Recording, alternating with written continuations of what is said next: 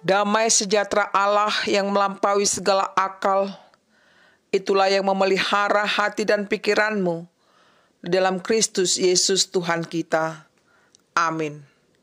Shalom Ibu Bapa, Saudara-saudariku yang dikasihi Tuhan Yesus Kristus.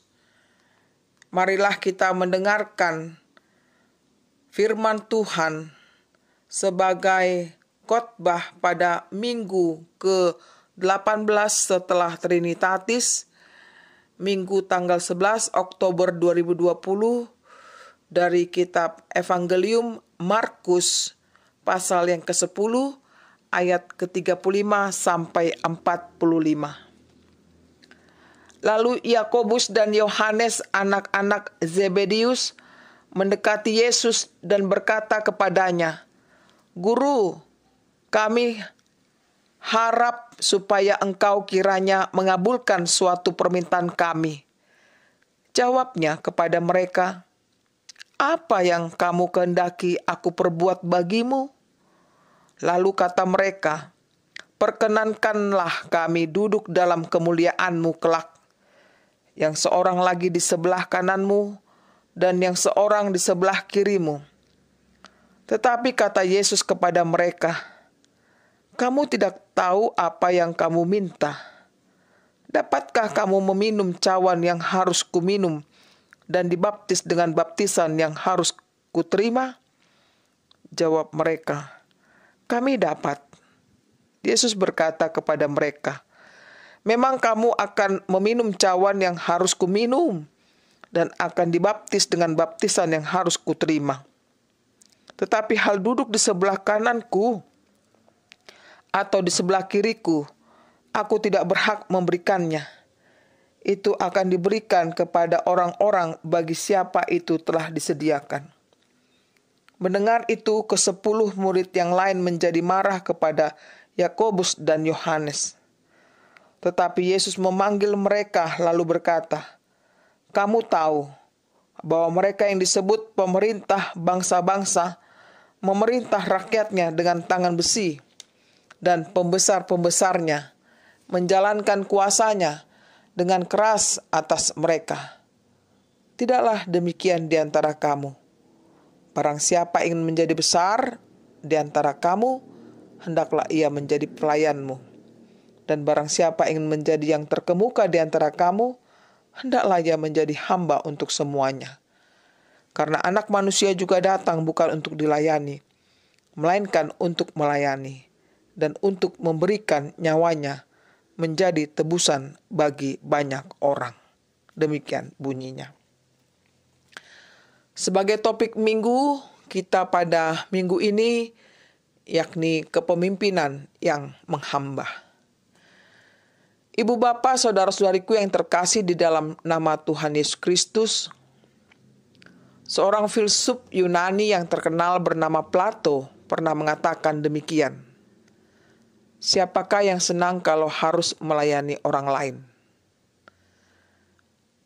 Melalui kalimat ini, Plato hendak menunjukkan sebuah kritikan terhadap orang yang menjadi pelayan. Sebab seringkali manusia berkata bahwa ia mau melayani orang lain, namun dalam prakteknya sangat berbeda. Justru bersikap acuh, anggap remeh, dan merasa kedudukannya lebih tinggi dari siapapun, sehingga enggan untuk melayani orang lain. Dalam bahasa Batak, pelayan adalah disebut dengan parhobas. Dalam kegiatan adat istiadat Batak, baik di pesta pernikahan, lahiran, hingga kematian, pasti selalu ada yang namanya parhobas.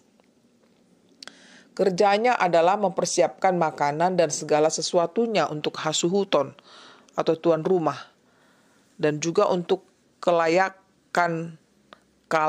ramai dalam kegiatan itu. Gereja-gereja Batak juga memakai kata parhobas dalam rangka menyebut para majelis dan pelayan di tengah-tengah jemaat.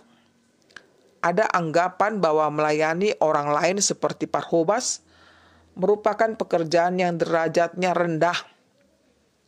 Itulah sebabnya dalam budaya Batak, Kedudukan boru adalah sebagai pelayan bagi hula-hulanya. Gambaran yang demikian seharusnya terwujud dalam pelayanan di jemaat, di mana pelayan jemaat memiliki kedudukan sebagai hamba yang rendah hati melayani Kristus dan jemaatnya. Namun apa yang terjadi? Ada pelayan jemaat yang mementingkan dirinya, bahkan melayani sesuai kehendaknya sendiri. Saineng guru dokna, dona saut. Saineng guru dokna, dona saut. Artinya, dia tidak mau mendengar dan memperhatikan suara dari para jemaatnya sebagai masukan yang positif dan berarti untuk menunjang pelayanannya. Padahal pelayan Tuhan adalah sebagai hamba yang tulus dan setia, melakukan apa yang diperintahkan tuannya, bukan semata-mata memerintah, bukan. Hamba yang setia dan tulus adalah melayani seturut dengan kehendak Tuhan Yesus, Sang Kepala Gereja itu, bukan seturut kehendaknya. Ibu bapak saudara-saudariku yang dikasihi Tuhan Yesus Kristus, dalam nats evangelium kita di minggu ini, Yakobus dan Yohanes datang menghampiri Yesus dengan sebuah tujuan. Bagaimana supaya mereka mempunyai kedudukan yang tinggi dalam kerajaan Allah. Mereka berpikir bahwa kerajaan Allah itu sama seperti yang ada di dalam dunia ini. Itulah sebabnya mereka meminta supaya mereka dapat duduk di sebelah kanan dan kiri Yesus dalam kemuliaannya kelak. Bisa kita lihat ayat 37. Tetapi apakah jawaban Yesus, saudaraku? Jawab Yesus akan hal itu ialah, kamu tidak tahu apa yang kamu minta. Kita bisa lihat ayat 38a. Melalui jawaban Yesus, dia melihat bahwa sikap kedua muridnya itu adalah mementingkan kedudukan seperti dalam dunia ini. Mereka mengikut Yesus dengan sebuah tujuan untuk keuntungan dirinya, agar kedudukannya lebih terhormat dan tinggi daripada yang lainnya. Yesus pun berkata di ayat 40, tetapi hal duduk di sebelah kananku atau di sebelah kiriku, aku tidak berhak memberikannya. Itu akan diberikan kepada orang-orang bagi siapa telah disediakan. Sesungguhnya kuasa akan siapa yang duduk di sebelahnya bukan urusan mereka. Bukan karena mereka dekat Yesus, layaknya murid dan guru, mereka bisa suka-sukanya dan mendapatkan kerajaan surga. Bukan seperti itu. Meskipun demikian, Tuhan Yesus memberikan jalan petunjuk bagi mereka. Para muridnya dengan berkata, barang siapa ingin menjadi besar di antara kamu, hendaklah ia menjadi pelayanmu. Dan barang siapa ingin menjadi yang terkemuka di antara kamu, hendaklah ia menjadi hamba untuk semuanya. Kita bisa lihat di ayat 43 sampai 44. Artinya menjadi seorang yang besar dan terhormat dalam kerajaan Allah harus mau menjadi pelayan, hamba bagi sesamanya.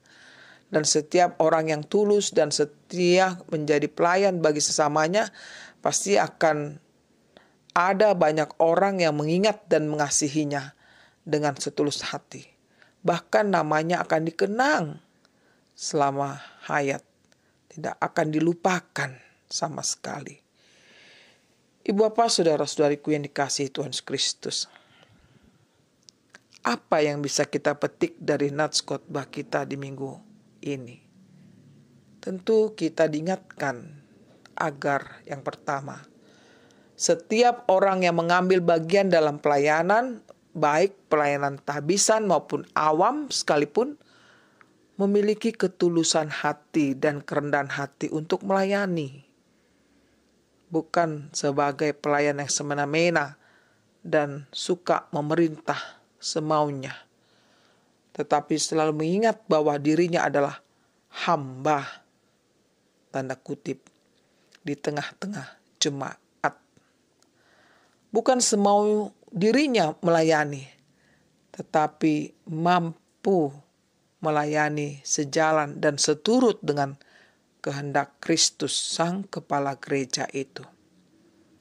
Marilah kita mengikuti teladan Yesus yang berkata demikian, karena Anak Manusia juga datang bukan untuk dilayani, melainkan untuk melayani dan untuk memberikan nyawanya menjadi tebusan bagi banyak orang.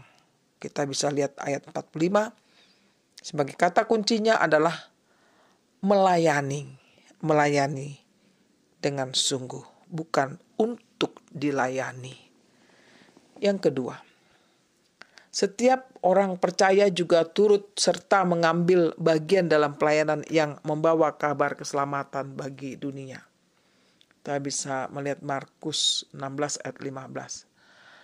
Pelayanan itu menyangkut kehidupan manusia yang seutuhnya dalam segala aspek kehidupan, baik jasmani maupun rohani. Kita terpanggil untuk melayani dalam bidang kabar baik atau marturia, yaitu untuk menghibur yang sedih dan penat, membawa orang jahat dan berdosa untuk bertobat dan kembali ke jalannya yang benar, dan sebagainya. Kita juga terpanggil untuk melayani dalam bidang agraria, termasuk dalam bidang pertanian dan peternakan. Kita juga terpanggil untuk melayani dalam bidang pendidikan, pembinaan, pelatihan, dan sebagainya, supaya warga bebas dari kebodohan dan keterbelakangan. Kita juga terpanggil dalam pelayanan di bidang kesehatan, agar terbebas dari segala ragam sakit penyakit. Tentu dalam melakukan semuanya itu, haruslah berdasarkan kasih dan iman yang teguh, serta bersandar pada anugerah dan kasih Allah Bapa kita. Ibu bapak, saudara-saudariku yang dikasihi Tuhan Yesus Kristus, di dalam dasar iman yang teguh dan bersandar pada anugerah dan kasih dari Allah Bapa kita, marilah kita hidup untuk saling melayani. Janganlah menginginkan agar kita dilayani dengan lebih menuntut lebih, tetapi lebih banyaknya kita mengikuti kehendak Kristus. Dialah contoh bagi kita. Melayani semua orang dalam seluruh aspek kehidupan kita sesuai tugas panggilan kita masing-masing. Kiranya Tuhan memampukan kita mewujudkan kehendaknya dan memampukan kita untuk melayaninya dengan sepenuh hati. Selamat hari Minggu, Tuhan memberkati kita semuanya. Amin.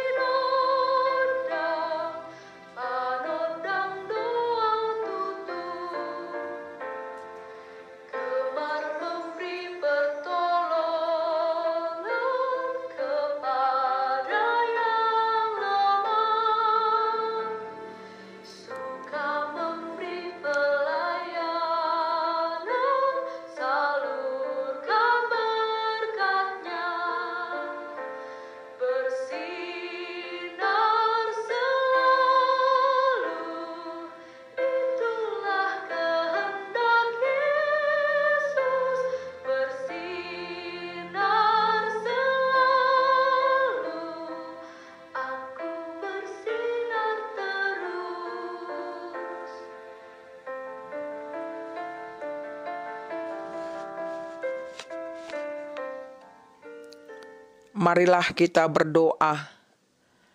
Kami sungguh bersyukur Tuhan buat firman-Mu yang telah kami dengar pada hari Minggu ini. Mengajak kami semuanya Tuhan untuk saling melayani dengan kasih yang daripada-Mu. bukan untuk dilayani. Tuhan, kami mohon ampun bila selama ini hidup kami hanya menuntut, hanya untuk dihargai, bukan untuk menghargai. Hanya untuk dilayani, bukan untuk melayani. Tuhan, janganlah murka-Mu datang kepada kami karena kesombongan kami, karena menganggarkan kemampuan kami, kepintaran kami, atau apa yang kami telah miliki. Tapi biarlah Tuhan, di saat ini kami mohon ampun dan ubah hidup kami Tuhan menjadi orang-orang yang Engkau pilih dan Engkau pakai di tengah-tengah kehidupan kami yang menuntut kami untuk hadir melayani mereka sesuai dengan tugas panggilan kami masing-masing. Baik kami sebagai pelayan di tengah-tengah gereja, baik kami sebagai pelayan di tengah-tengah masyarakat. Tuhan, bekali kami, berikan hati yang mulia untuk kami dapat melayani dengan sungguh-sungguh. Kami berserah Tuhan kepadamu, dan Engkau juga yang memimpin gerejamu, dimanapun gerejamu berada. Jauhkan dari konflik, perpecahan, tetapi biarlah damai daripadamu tinggal di hati kami semuanya. Agar kami tetap Tuhan mengutamakan Engkau sebagai pemimpin hidup kami. Dan semakin kami bersinar Tuhan di tengah dunia ini. Inilah permohonan kami Tuhan, dengarkanlah dalam Yesus Kristus Tuhan kami. Kami sampaikan doa kami ini. Amin.